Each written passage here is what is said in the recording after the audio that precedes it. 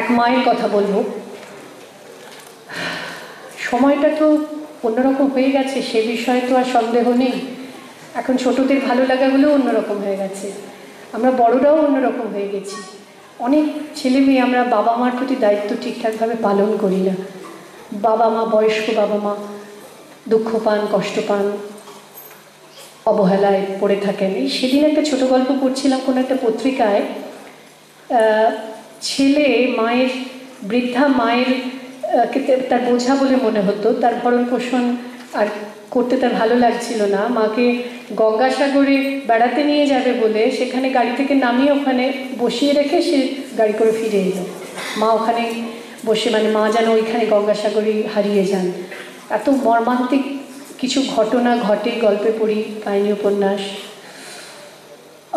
কবিতাতেও সেই মায়ের কথা, মার সন্তানের সম্পর্কে টানাপোড়েনের কথা লিখেছেন আমার অত্যন্ত প্রিয় কবি শুভদা সত্য, যার কবিতা আমি বিভিন্ন অ্যালবামে বিভিন্ন সময় বলেছি। কবিতার নাম জন্মদিন।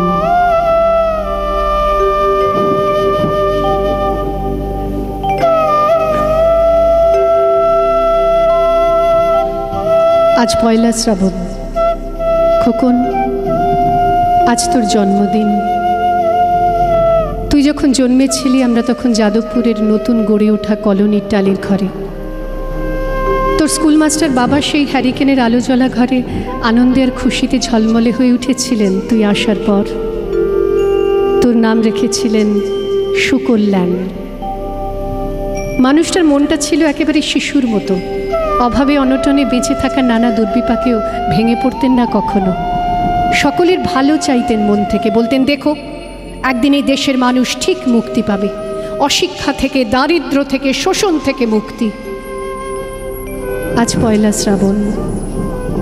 খোকন, আজ তোর জন্মদিন।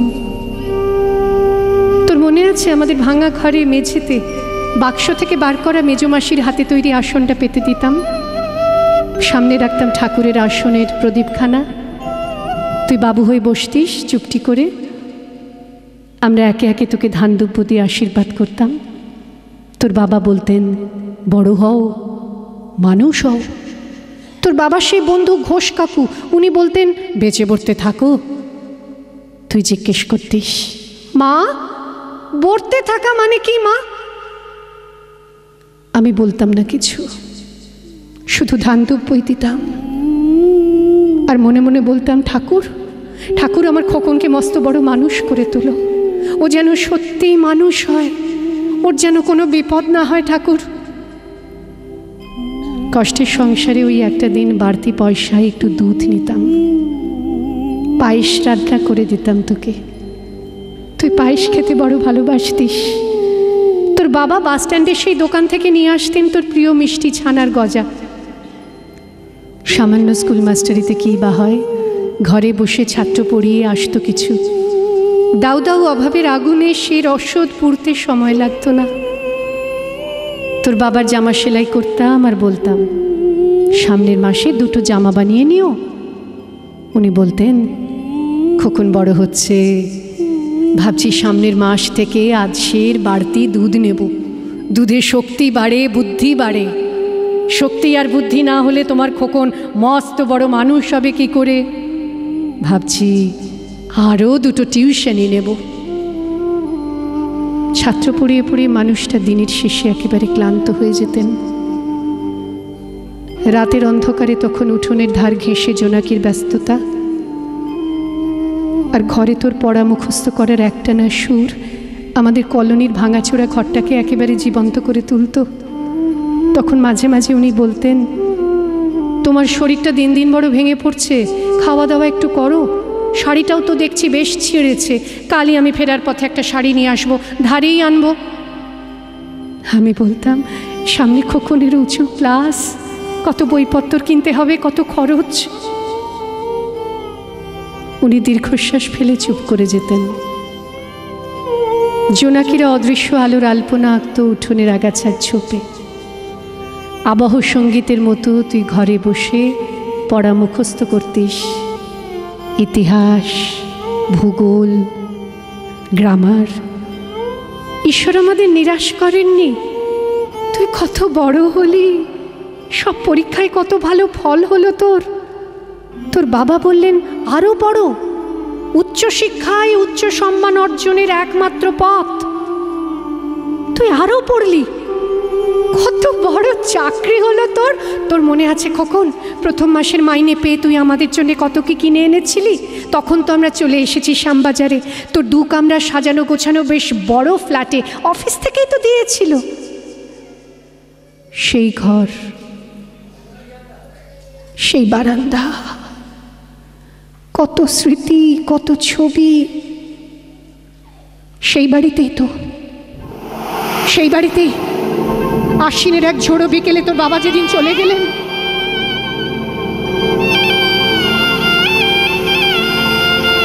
তুই বাবার বুকের উপর পড়ে কাঁদছিলি হাপুস নয়নে। আর সদ্য স্বামীহারা আমি সেদিন তোর সেই অসহায় মুখ দেখে আরো ভেঙে পড়েছিলাম। তোকে বুকে টেনে নিয়েছিলাম ছোটবেলার মতো, বলেছিলাম কাঁদিস না খোকন, আমি তো আছি। আজ 1 শ্রাবণ, কলকাতা থেকে অনেক দূরে মফস্বলের এক বৃদ্ধাশ্রমে আমি একেবারে একা খোকন। তোকে বড্ড দেখতে ইচ্ছে করছে রে, তোকে, বৌমাকে আর ছোট্ট বিল্টুকে। তোরা নিশ্চয়ই এখন সল্টলেকের মার্বেল বসানো সেই ঝকঝকে ফ্ল্যাটে। তোর বাড়িতে নিশ্চয়ই আজ খুব বড় পার্টি হচ্ছে, তাই না রে খোকন? অনেক লোকজন, হইচই, খাওয়া দাওয়া। খুব ভালো, খুব ভালো। আমার মনে পড়ছে যাদবপুরে ভাঙা ঘরে রাত্রিরে তুই আমার পাশে শুয়ে মাঝে মাঝে হঠাৎ খুব ভয় পেয়ে জড়িয়ে ধরতিস আমাকে। আমি বলতাম, ভয় কি রে খোকন, যার মা থাকে তাকে কি ভূতে ধরে? তুই নিশ্চিন্ত হয়ে ঘুমিয়ে পড়তিস আমার বুক জুড়ে। তোর আধুনিক সংসারে এই বুড়িটার একটু ঠাঁই হলো না রে। প্রতিমাও তো মা, ওরও তো আছে আমারই খোকনের মতো কোল আলো করা এক চাঁদের টুকরো।